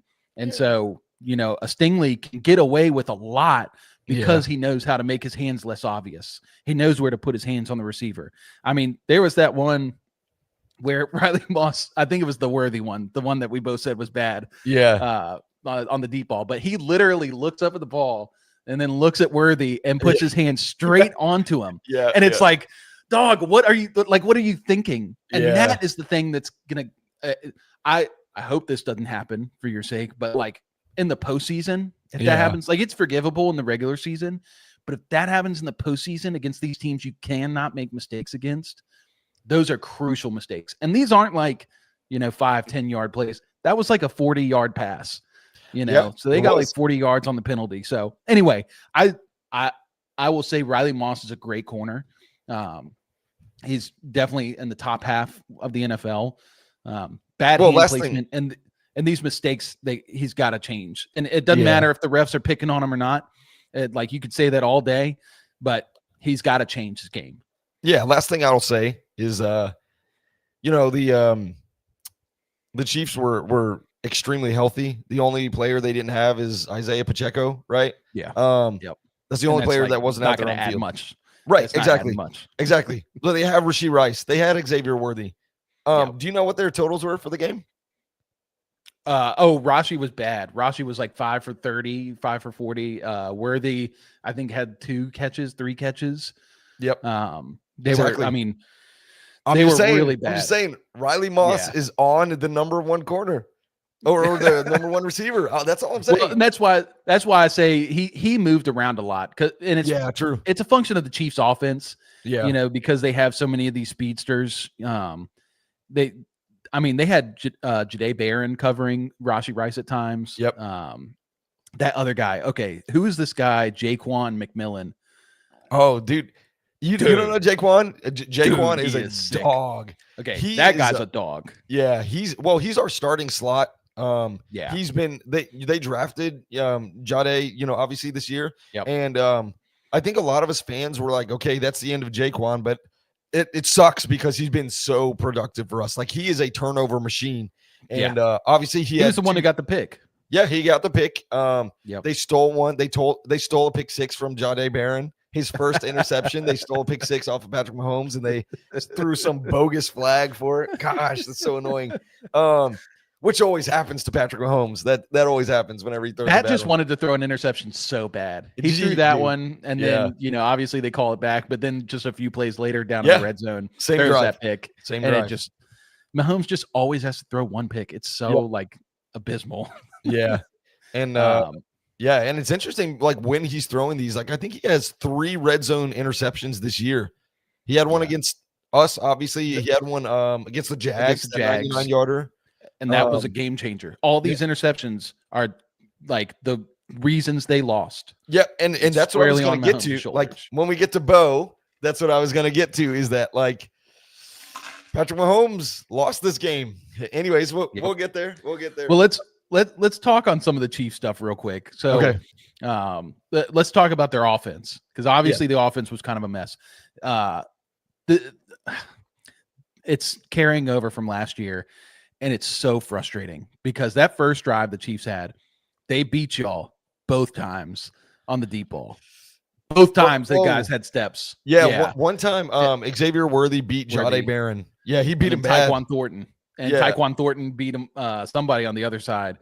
I mean, cooked them. And like Mahomes overthrew it by so much. Yeah. And not like he was pressured on these situations. And this has been a problem with Patrick for the last couple of years. It was one of the things heading into the season that all the training camp reports were coming out saying Mahomes is spending a lot of time working on his deep ball, perfecting his deep ball and all this stuff. And that, dude, if he could hit those, you know what I mean? If he hit like one of those, I mean, that's a touchdown right off the bat. It totally changes the makeup of this game. And he didn't. So what are you saying about Patrick Mahomes? I'm just saying he's been terrible at throwing the deep ball. Yeah. Been terrible. Yeah. 100%. I mean, that's pretty obvious. And so, but then what ends up happening is they revert to the short games crap that Matt Nagy loves. Matt Nagy, God, fire him off into the sun. So bad. He's so bad. And so they do this short game crap. And it's good, right? Especially, and here's the other problem. Running back. We talked about Pacheco being out, but Pacheco's not adding much when he's in there. He's been really bad this year. They have Kareem Hunt in the first quarter of this game. I think Kareem ran into Dre Greenlaw and came up like holding his shoulder and like his arm was limp. And so like the whole game, Kareem Hunt was running well. He had open lanes, you know, it not like he was running like awesome, but he had open lanes. He was getting like, 4, 5, 6 yards here and there. But it was like every play he ran, he'd get pulled off the field because he was either tired or hurt.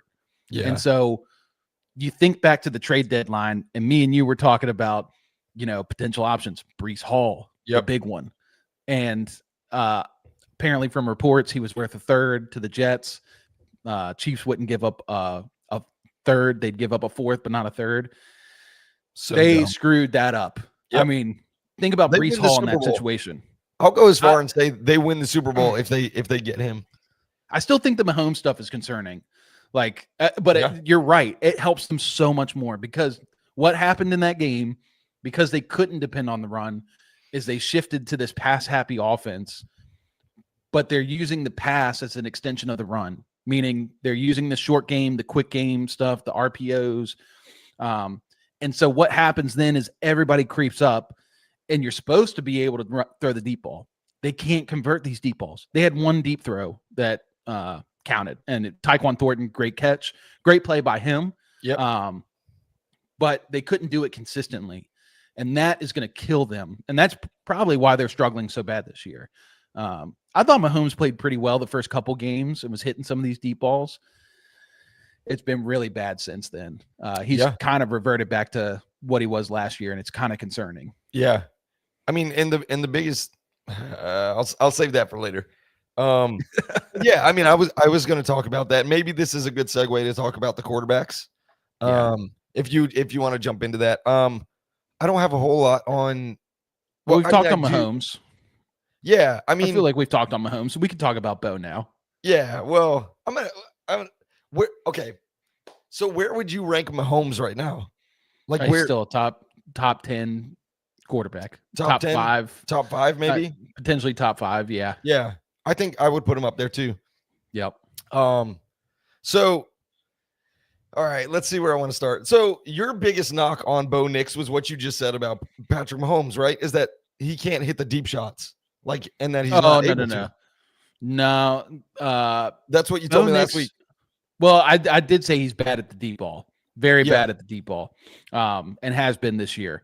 But I think the biggest thing with Bo Nix is just the inconsistency. Patrick's top 10 easy. Thank you, Troy. Yeah. Yeah. Bo Nix, he just struggles with consistency. And we've seen that all over this year with playing the Jets, playing the Raiders, like these teams that they should easily beat. And he's struggling. And so before you get all the way into it, I will say this about Bo Nix. He did play a very good game for his standard. Just let me know when I can go. Go ahead, baby. Go ahead. Hit me with your stats. Yes, he played. Troy, I'm going to need your help, Troy. Okay. Hey, no, he is a top 10 quarterback. Patrick Mahomes is a top 10 quarterback. No. We're talking about Bo Nix now. Oh, let's go. Okay. Let's just go by the raw numbers, right? Let's use this game as an example. And I want to use this game because you said the Broncos have a top top 3 defense, right? Yep. That's what you said. Okay. So in this matchup, by the numbers, the Denver is actually 4th in defense this year. Do you know where Kansas City is? 10th. I'd Third. say right around there. They're 3rd in defense. Third overall defense this year. That I find that hard to believe because they have been. That's fine. That's What's fine. their schedule?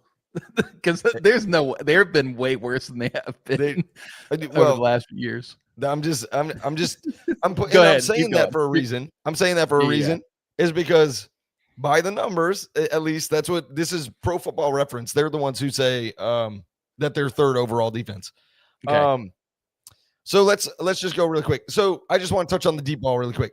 Deep ball is defined as any pass that's 20 or more yards down the field.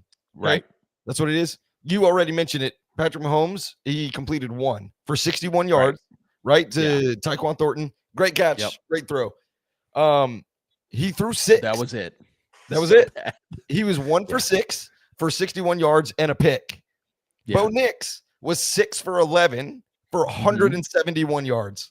Yep. Including the 32-yard completion to Troy Franklin that set up the game-winning field goal. Sealed the game. Yeah. That clutch throw. That was the best throw of his career. Oh my gosh, the way he threw him open, like that back shoulder. Oh my gosh, I have watched that clip like 100 times this week. It's so good. Anyways, so I just wanted to like go by the raw numbers. So Mahomes threw for 45 times. Nix threw 37 times. Mahomes had 64.4% completion percentage. Nix 61.2. Obviously, advantage Mahomes. Mahomes 276 yards. Bo Nix 295 yards. Yeah. Mahomes had 1 touchdown, 1 pick. Bo Nix had 0 and 0. Okay. Yeah. Deep passes, I already talked about it. Yards per attempt. Nix has 8. Yep. Mahomes has 6.1. Yep. Passer rating. Bo Nix 89.4. Patrick Mahomes 79.5. These are the raw numbers based off of the game. Obviously, they're well, I don't know if you know this, but their passer rating, it usually drops a little bit if you get to like 15 or 16 passes and you don't have a touchdown, because it's however they do that, it's like whatever they drop you down a little bit because they're like at this point you should probably have a touchdown already. Right. Anyways, so I just want to do that because that is in the same, like, again, we're talking about like the third ranked defense and the 4th ranked defense. Now, I want to go back to the lone matchup that they had last year as well, because I think this is important. Okay. Because if you remember, Kansas City sat all their starters in the second matchup at the end of the season. So this was week 10, I think, of last year. Mahomes 28 of 42, Bo Nix 22 of 30. Completion percentage, Bo Nix 73.3, Mahomes 66.7. Mahomes 266 yards, Bo Nix at 215. Bo Nix had 2 touchdowns to Mahomes 1 touchdown. No picks for either one. Deep passes. Here we go again. 20 plus yards down the field. Bo Nix was 1 of 3 for 34 yards. That's what he hit. So a single 34-yard completion. Patrick Mahomes 0 completions on the deep pass in that game. Yards per attempt, Bo Nix 7.2. Patrick Mahomes 6.3. Passer rating, Patrick Mahomes 92. Bo Nix 115.3. Okay, and I just bring all that up because at that time, Kansas City had the 4th ranked defense and the Broncos had the 3rd ranked defense. Okay. And I'm bringing all this up because just to show how similar these teams are. And in both meetings, Bo Nix has been outplaying Patrick Mahomes against a very similar defense. And I just want to bring all of that up because in pretty much every statistical category, Bo Nix is outplaying your top 5 quarterback. And you're sitting here saying that Bo Nix is not good. Well, so here's the thing. Here's the difference. Yeah. Knicks top 12, top 15.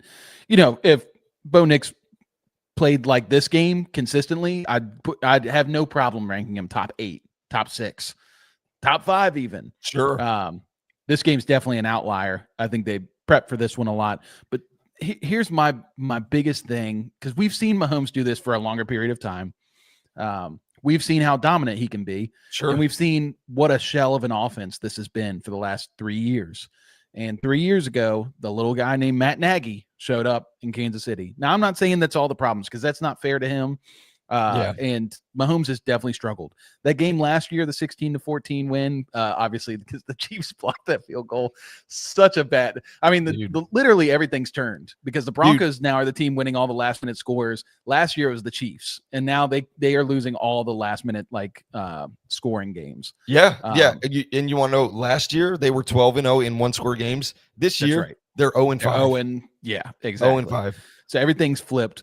But Mahomes, what was I saying? Oh yeah, well, his leading receiver in that game against the Broncos was Kareem Hunt. Like, what are we talking about, brother? Yep. His number one receiver was DeAndre Hopkins, who had 4 catches for 56 yards.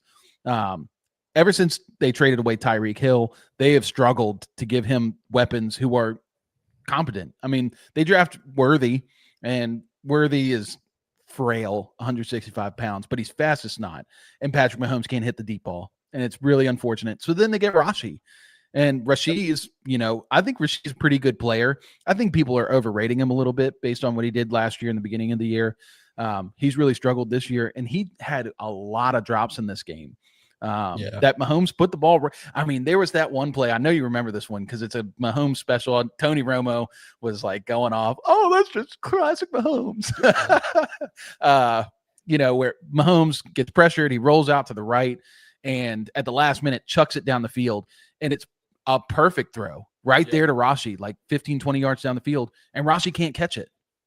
And so, you look at Bo Nix, the big thing I think that's helping Bo Nix right now is the emergence of Troy Franklin. Franklin is a dog.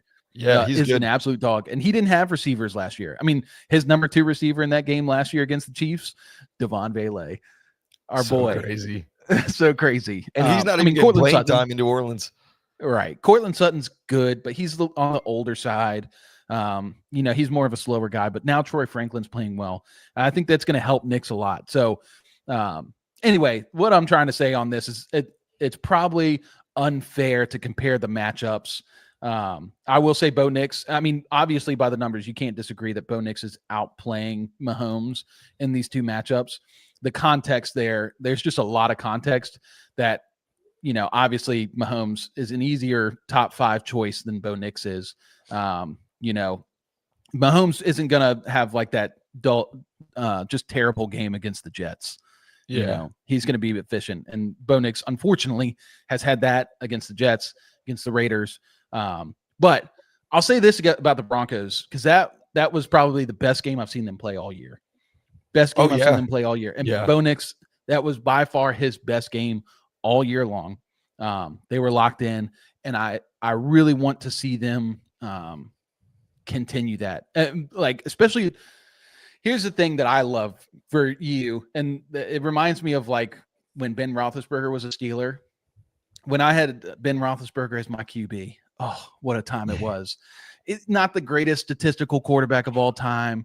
Never was really ranked as one of the best quarterbacks all time. He was just a really good quarterback. But when it was a one-score game in the fourth quarter, I mean, I had full confidence that Big Ben would lead us down the field and that we could score.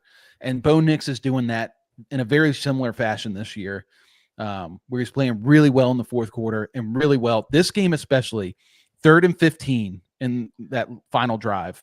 Yep. Huge, because not only he sits in the pocket for a while against a pretty good Chiefs pass rush, he rolls out and finds a guy wide open. He never gets the antsy feet and wants to run. He keeps his eyes down the field the entire time, hits his man. Great. Then that 3rd and 6 play. And that was the one to Troy Franklin that you talked about. Just incredible throw. Throw. Just barely throws it back inside, avoids the safety. and Franklin makes a great play on the ball, makes the catch. Obviously I want to sit here and razz you, but I can't. Bo Nix played great this game. And, I will say and this goes for any team. It's kind of like we talked about with the Seahawks earlier, not converting in the red zone. Broncos had some early chances to put this game away real fast. Sure. And they just couldn't put it away in the red zone. Well, and again, I mean, we got to give the flowers to the Kansas City defense. They're good. Yeah. They're very, very good. I mean, Trent McDuffie is a top 3 corner, in my opinion. I mean, I think I would say Pat Surtain. And, he got cooked by Troy Franklin. Yeah, he did. There's that one deep ball early on that he got cooked by Troy Franklin. I was like, let's go. Yeah. I have Troy on a lot of dynasty teams, so that was very happy for me. Yeah. Yeah, man. Like, and I mean, this is where I think Sean Payton is so important to this team, is that he is setting up Bo Nix for success, right? Like, you're not just saying, go save our franchise. You're saying, we're going to put the pieces around you, AKA we're going to try and put a running game around you. But, you lost your number 1 running back. J.K. Dobbins was having an outstanding year, and Bo was still able to go out and have an incredible game. Like, incredible, like no touchdowns, but we kind of talked about it with, like, Matt Stafford. He didn't have the flashy numbers either against the Seahawks, but he played the game that he needed to play to win the game. Yep. And converting major third downs, 3rd and 15, on that game-winning drive. Cortland Sutton, 20 yards, boom. And then you want to ice them, you chuck it 32 more yards to Troy Franklin down the left sideline. My gosh. Yeah. He just had some incredible throws. And I mean, not just as a Broncos fan, but like to see like young quarterbacks coming in and starting to do this type of stuff, it's really exciting for football in general. It is. Like watching Drake May do this in New England. I'm like, oh my gosh, this is crazy. Like, these can turn into some brand new rivalries that we didn't have. And, maybe the old guard, the Josh Allen and Lamar Jackson, Patrick Mahomes, maybe they're not as good as say that after Josh Allen scored 6 touchdowns on but regardless, you're right. I mean, just to it's see exciting. It's so exciting. And especially because obviously at the beginning of the season, I was talking about the sophomore slump thing. And we've seen the sophomore slump affect a lot of these quarterbacks. I mean, CJ Stroud has been just buried. He's still in one of the greatest rookie seasons. And he's in his 3rd season now, still in the sophomore season. Like, that's how deep the slump is going. It's the sophomore slump that never ends. But this was a game where you did see Bo Nix kind of elevate his game. And you got to give him his flowers, and it's good for the NFL. I did my research. I listened to a Broncos pod. They were talking about the game, but apparently there was fans and people calling for Bo Nix to be benched, for Jarrett Stidham to come. What? Yeah, and I'm sure like some degenerates out there, like they don't know what they're watching. I've hated on Bo Nix, but never am I going to say go put Jarrett Stidham in. Although he did play a great game that one time for the Broncos. With the Raiders against the 49ers, he had like 300 yards, 400 yards, whatever it was. That was crazy. Well, so I want to end this with the thing that I think was the biggest determining factor in this game. Sure. Obviously, we've talked about the Mahomes interception and the Mahomes struggling with the deep ball, but it's not just Mahomes lost the game, and that's why the Broncos won, because the Broncos played a great game. Bo Nix, we talk about Bo Nix playing a clean game, efficient, throwing it down the field. Here's where everything went bad for the Chiefs. Was at the 8-minute mark, they had 2 drives from the 8-minute mark to the end of the game. They did not run the ball a single time. The run game was where they were finding most of their success throughout the game. It was obvious Mahomes was struggling, and rightfully so, against a very good pass defense. So they refused to run the ball at all. What happens is, they go, I think they got like 1 or 2 first downs on the first drive, but then they had to punt it away. Broncos come back, tie the game with a field goal. Then the Chiefs get the ball back with 4 minutes left. And everybody in the stadium's watching that, watching Mahomes come out on the field and going, they're going to have the ball to end the game. You're right. Like that first drive, you're starting at the 8-minute mark. They are in the lead. Like they're leading. Winning it's 19-16. Yep. And then I think it was a 3-and-out. It was a 3-and-out. And then the Broncos take the ball back. They score. Now you're tied. You have 4 minutes left, and you can drive down the field, and you can effectively end the game. Never give the Broncos the ball back again. Yep. But and they didn't. They go and throw the ball 3 straight times like they're losing. Yep. When the game is tied, but they're playing like they're losing. And that just shows the mental state that they were in, and the play calling was in, is that they felt behind this whole game, even though at 8 minutes, they've got the lead. There's no rush. Like, run Kareem Hunt. Bring in Brashard Smith. Let him run a couple. Do a couple, reverse plays. Do all these other things.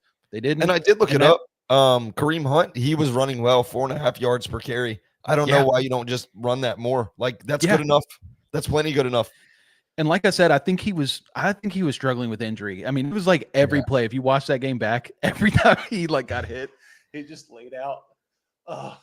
But like you could see his mind just rolling. Like, why did I say I'd do this another year? But Sean Payton, on the other hand, and this is where the strength of Sean Payton comes in. That right after the 8-minute mark, when the Chiefs punt the ball away, they're not just gunning it down the field, playing like they're from behind. They're running the ball. They're, kind of dink and dunking. They're getting the chunk plays, though. They're throwing across the middle. They're hitting Troy Franklin. They're hitting Cortland Sutton and moving down the field. They get the field goal. The 4-minute mark hits. That's when Mahomes gets the ball 3 straight. Then a 3 and out. Broncos get the ball right at their own 40. So they're in a good spot, and they run the ball. Yep. And they don't have Dobbins, but they're running the ball. They're running with Harvey. They're running with McLaughlin. They're throwing the ball too, but they're mixing it up, and they're not in a rush. They're not, speeding up the plays. They're, coming to the line. They're not running the clock all the way down, but they're coming to the line. Then they're calling the play. There's no rush. They're just cool. And that, to me, Andy Reid lost this game for the Chiefs just as much as Mahomes did. And that's with the play calling in that fourth quarter. And Sean Payton. I was going to go to that too, and I was just going to say that Sean Payton outcoached Andy Reid. Like he dog walked him, man. Like he just in every facet the Broncos were better. Special teams. We didn't even talk about Marvin Mims' 70-yard return yet. Like early in the first quarter, like that. That flips the field for them. Changes the whole game. Which, by the way, I did see that he was the fastest ball carrier that week. Oh, was he? Yeah, that doesn't surprise me one bit. 5 miles per hour or something. It was crazy. He's so fast. Will Lutz, 5 for 5. And the game-winning kick was not even the most important one. It was the one before that. With the 54 yards, just perfect. Right down the middle. Just right down the middle of there. And my gosh. And then I don't know if you realize this, the kick that was blocked last year, 35 yards. Same place. Yep, 35 yards. Winner. Yep, kick this year is 35 yards. So crazy. So crazy. Yeah, it was a great game. Well, I won't even lie. It really wasn't a great game because there were a lot of penalties on both sides too. Yeah. But there were some great aspects to the game. Bo Nix, Sean Payton, the coaching, defensive show off. But great game for the Broncos. They a game that really makes them feel comfortable. But hopefully not complacent, and I don't think it will. Right. I think Sean Payton's ready for what's up and coming. They have a chance to be the number 1 team in the AFC. Wow, the 2010s are calling. They are right now. They're tied with the Patriots. Well, no, but they're ahead of the Patriots because of the strength of schedule. So they're technically if it ended today, the Broncos would be the 1 seed. Really? Yeah, it's Indy. Indy has the tiebreaker over us. Indy. There was something else I wanted to say. We didn't even talk about the Broncos defense. We don't have to get too much into it, but my gosh, might be back-to-back years that the Broncos have defensive player of the year. Nick Bonito he's playing out of his mind. Oh my gosh. Bonito played great. Cooper played great. There were multiple plays. Tony Romo actually said that Cooper has the fastest get off. And I was like, no, it's Bonito. No, but he does. Cooper's fast. Yeah. Is Cooper the fastest? Yeah, he's fastest in the league. Really? It's so crazy. Bonito's just different. I think he is definitely a machine. He's just gunning for it. I mean, I think we didn't talk about the Broncos defense just because they did exactly what we thought they would do, which was dominate. And they played so well. Frustrated Mahomes throughout the game. It's probably why he was struggling.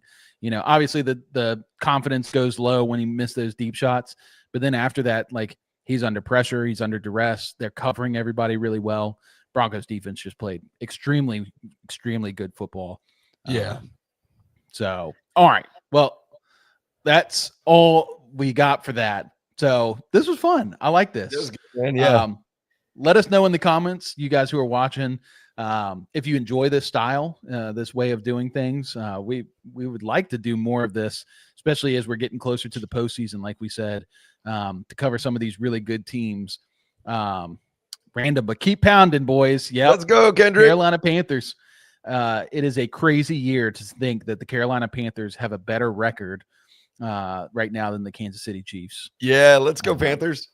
That's wild. Well, we're definitely going to be talking about one of those games soon because they're in the playoff race. Like right now, they're in the playoff race, which is crazy. Crazy. One last thing that I'll say about the Chiefs, they have such an uphill battle. Do you know every single team in front of them that's in the playoffs has a win over them right now? They all have a tiebreaker. It's the Bills, the Jags, play the and Colts the Chargers this week. Yeah, right. Yeah, right. They got to play the Colts this week, and that's that's a tough task. We'll see if they can hold Jonathan Taylor. Chiefs. I mean, they're in serious danger. I listened to a Chiefs podcast today too, and those guys were they're like, fire Andy Reid. yeah, which is insane. I mean, as much as we give crap to the Chiefs, Andy Reid is a good coach. But I will say this is like what he did in Philadelphia when he was there. They had a lot of success early on, and then like just really conservative play calling. Like they kind of went into a shell, and they never could win the big game. I mean, they finally won the division championship. They go to the Super Bowl. They lose to the Patriots in the Super Bowl. I don't know. Maybe it is Reed's time. I think it's a little too early to say all that. Yeah, but, same here. All right, so let's go into these Week 12 games. Trey, we've got to make our picks. Man, I knew I forgot something. I forgot to look at our records from last week. Dang. Well, you picked the Chiefs, so I'm at least I did pick the Chiefs. You did have me in that one. I could pull it up really quick. We could go through it. Let me see. Hold on. It's all good. I'll pull up the schedule while you do that. Yep. Pull up the schedule. Because I wrote down who we picked. No, cool. I didn't. Never mind. No, I didn't. All right. So we'll skip that. We'll come back to that next week. I can tell you I probably went 500 again. Man, the last 3 weeks, man, I was on a hot streak to start the year, first like 8-9 weeks, but last 2-3 weeks, I've been right about 500. Yeah. All right. So let's talk about this game tonight. Bills in Houston playing the Texans. Davis Mills leading the Texans. Who you got in this one, Trey? Before last Sunday, I probably would have picked the Texans, but Josh Allen dropping 6 touchdowns really changes a man. So I'm gonna take the Bills. You know what? I'm gonna go with the Davis Mills led Texans in this one. Dang. It's in Houston. I think this defense is so good. James Cook has been somewhat struggling this year. Josh Allen obviously playing well, but his receiving options, I don't know what they can do against this Texans defense. So it's going to be a close, really gross game, but I'll go Texans. All right, 1 p.m. slate Sunday. Steelers in Chicago playing the Bears. Bears are 7-3. Who you got, Trey? Let's go, Troy. Me and you holding it down for Houston. Gosh, man. Okay. Give me especially with Aaron Rodgers' wrist. Give me Give me the Bears. You know what? I'll go with the homer pick. I'll say Steelers in this one. Yeah. I think even if Rudolph plays, he's efficient enough, and I think when the starting quarterback is out, the defense likes to step up a lot. They've also played the Bears really well in the past, so I'll go Steelers. Patriots at Bengals. We're not sure who's going to be playing quarterback for the Bengals. I'm not sure that matters. I don't know, man. If Joe Burrow is healthy, if he's actually healthy and he's playing, I'm taking the Bengals. Oh, wow. Without Jamar Chase, too. Without Jamar Chase. Yeah. Okay. I'll take Patriots in this one. Yeah, I just feel like they're playing really good football right now. They're lined up against the worst defense in the NFL. Drake May, Travion Henderson, all of them should feast. Yep. All right, Giants at Lions. New York coming off that loss against Philly. Who you got in this one? Lions. I mean, you had the classic Jameis Winston pick in the end zone to seal the game last week. Yeah, vintage. I think the Lions defense is also getting healthier. They're getting some pieces back, so I'm going to take the Lions. Yeah, I think this will be a fun game, especially if Jameis plays. But I think I like the Lions to win this one. Yeah. All right, Vikings at Packers. Ooh, Packers. Give me the Vikings. I don't trust JJ McCarthy. I don't trust him either, and I don't trust him in Lambeau. But temperature looks like it's going to be about 45 degrees. So I don't trust Jordan Love either. So I don't know. yeah, exactly. I don't know, man. Well, you said Packers, dude. You're the one who said it. Hey, I'll stick with Packers, I guess. I'm not comfortable with this game. Troy's hopeful for the Giants, but the Lions are good. Same. The more I think about that game, I do feel like it could be upset city because the Lions, although they are good, they're like blowing out really bad teams and struggling against good teams. I don't think the Giants are really blowoutable. Like, no matter if they have Winston or Jackson Dart, like they're going to put up points. They're good offense. So anyway, let's move on. Seahawks at Titans. Say it together now. Seattle. There's no way the Titans win this. You taking the Titans too? Yeah. Absolutely not. Cam Ward, this might be the game he retires. Imagine the NFL world if the Titans win that game. Gosh, just crazy. Obviously Seahawks though. Obviously. Oh, and JSN has 1,100 yards, 1,150. So, dang. Yeah, that could be exciting. All right, Colts at Chiefs in Arrowhead. Yeah, this one's spicy. Yeah. I obviously want to pick the Colts, but so there's this big thing in Broncos country right now where people are like, do you want to root for the Colts because they'll have the number one spot, or do you want the Chiefs to win so that the Broncos get the number one spot? And I'm like, dude, in no way am I ever rooting for the Chiefs. Like, I would rather have the Colts be number one and then the Chiefs be out of the playoffs entirely than the alternative. So, anyways, or worse, Colts are number one, Broncos are number two. Chiefs sneak in as the 7 seed and then travel to Mile High to play you guys in the playoffs. Yeah, it's okay. I feel good about that game, but I'm close to picking the Chiefs. No, give me the Colts. I'm just gonna double down. They're the favorite. Actually, no. Kansas City's the favorite in this one. 3.5 point favorite. That's great. They were favored in Denver too. Look how that turned out. So I don't know. Yeah, not so good. I'll go with Kansas City. Backs against the wall. Just lost to a division rival. Coming back home. Arrowhead's just a great place for them to be. So yeah, I'll get Chiefs. Andy Reid going into that game last week was 22-4 after the bye. Oh yeah, I saw that he was also like super good on the road and super good against the Broncos historically. Like, they were in a post-bye road game. They're 3-0, and in the Mahomes era, they're 6-1 after a bye. Yeah. Now they're 6-2 and 3-1 and 22-5. So take that. All right, Jets travel to Baltimore to take on the Ravens. Tyrod Taylor starting. Yeah, Baltimore, no discussion. No discussion. Here's a real stink fest that could be a fun game. Browns versus the Raiders. Who you got? Ooh, Browns easy though. Easy.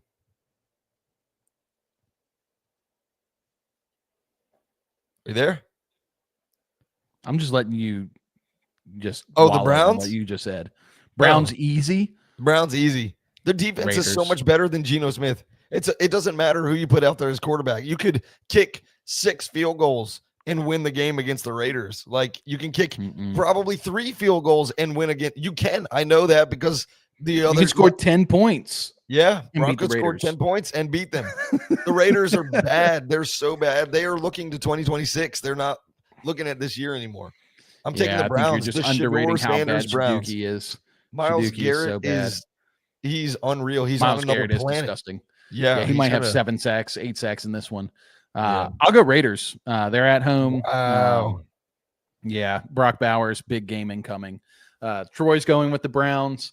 I Go don't Troy. blame you, I guess, but I know I'm a little more y'all putting fiery a than. lot of faith in Shaduki. No, it's not Shaduki. Not Shaduki. I have faith in is Myles Garrett, Denzel Ward. Tony Romo said it best. They cut to a highlight during the Chiefs game. Myles Garrett getting his 4th sack. Or no, Jim Nantz said it, and no, it might have been Romo. I can't remember who said it. One of them said it, but they were like, yeah, he might have gotten his 4th sack, but sacks don't equal points, and it doesn't mean anything if he gets 4 sacks and they keep losing. That's true. All right, Jags take on the Jacoby Brissett led Cardinals in Arizona. Yeah, give me the Cards. Ooh, spicy. I like it. Their defense is stingy. I'm going with I'll go with the Jags. There's murmurings that Travis Etienne has a shoulder injury and that Bashal Tootin may be starting this week. Wow. So he had a big game last week. Would be really excited to see him play in this one. But that should be a really fun game. All right, Eagles at Cowboys. Probably one of the better games on the slate. Dak is like 19-1 at home against NFC East opponents the last couple of years or something like that.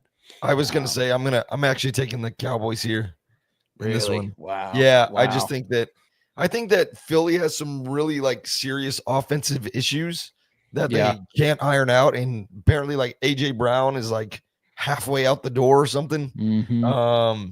Yeah, I'm gonna take. I know it's a really bad defense, but I think that Dak is gonna put up points. I think CeeDee Lamb and George Pickens are gonna go. George Pickens probably gonna have a big game. I would expect. Yeah. I'll go Eagles. They're at that point of the year where they start to play well. Saquon, I think this is going to be his get right game for the whole season. I think they're going to win this game. Yeah. All right. Falcons at Saints. Who you got, Trey? Falcons. Give me the Saints. Captain Kirk. Give me the Saints. Captain Kirk ain't nothing. And I don't think they'll have Drake London either. Yeah, but Falcons D. Give me the Tyler. Darnell Mooney. I don't know that Falcons D just disappears against the Falcons or against the Panthers.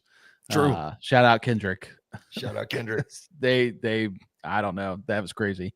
But yeah, Saints for me. This is probably the best game Sunday night. Buccaneers at Rams. We just broke down the Rams, so everybody will have information on them. Who you got, Trey? Rams. Easy. Stafford is balling. 27 touchdowns, 2 interceptions on the season. I think he's easily he might be getting MVP this year if Jonathan Taylor doesn't get it. I think Jonathan Taylor is more deserving, but yeah, Stafford could get Depends what they do for the rest of the year. I feel like I foresee a Daniel Jones implosion incoming. Yeah, it could be that's Sunday. Just me though. But yeah, I think we both got the Rams in that one. Panthers at 49ers on Monday night. That's a big one. That's a really big one. I feel like every time I pick the Panthers, every time I pick a Panthers game, I'm wrong. It doesn't matter what I pick. It's true. It's very true. I'm like always I'll wrong. go with the Niners to make your decision easier. Yeah, well, I'm gonna go with the Niners too, and hope that the Panthers win. Okay, well, there we go. Niners get Brock Purdy back. They got all their receiving weapons back, except for Ayuk, who eventually may be coming back. Although this could be another high-scoring game. Bryce Young likes to turn it on at the end of the year. We saw it last week, and I think they want some more of that. So, yeah, give me the Niners, though. Yeah.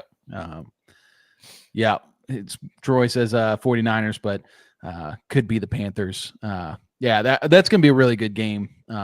Might be one we have to break down if the Panthers win. Yeah. Because Panthers will be 7-5. That'd be crazy. 7-5. Crazy. But anyway, all right. So that's all the games we've got for week 12. So shout out to everybody. We went a little over time. I know this game's already started, but we were having too much fun. That's a good one. Yeah, thank you all for being here. If you haven't already, make sure you subscribe to the channel. If you're watching this later on, subscribe, like the video, leave a comment. Let us know you saw it. Follow us over there on Twitter, Instagram, TikTok at FanFeed Network. We're active on all three of those. You can also listen to the show on podcast, anywhere podcasts are streamed. You can go to Spotify, Apple, Amazon, wherever you go. Listen to us on your way into work, your way home from work, or anywhere in between. And with that, we hope you guys all enjoy your week 12. We will see you on Sunday evening to break down all the games. See you guys later. Ladies, we did the research for you. Fellas, pay attention. We've partnered up with Bonheur Jewelry. Bonheur is a celebrity favorite, eco-friendly jewelry company based in New York City. They're adored by stars such as Emma Watson, Gal Gadot, Katy Perry, Kim Kardashian, Kendal Jenner, and Hailey Bieber. Their designs have been featured in top publications including Vogue, Elle, V Magazine, and on major platforms. We love them. They have great pricing for luxury jewelry. It's something that you can start planning for before the holidays get here and get it early. Click on the link in our show notes below. You can sign up for 15% off your first order. When you support our partners, you support FanFeed Network. Check them out.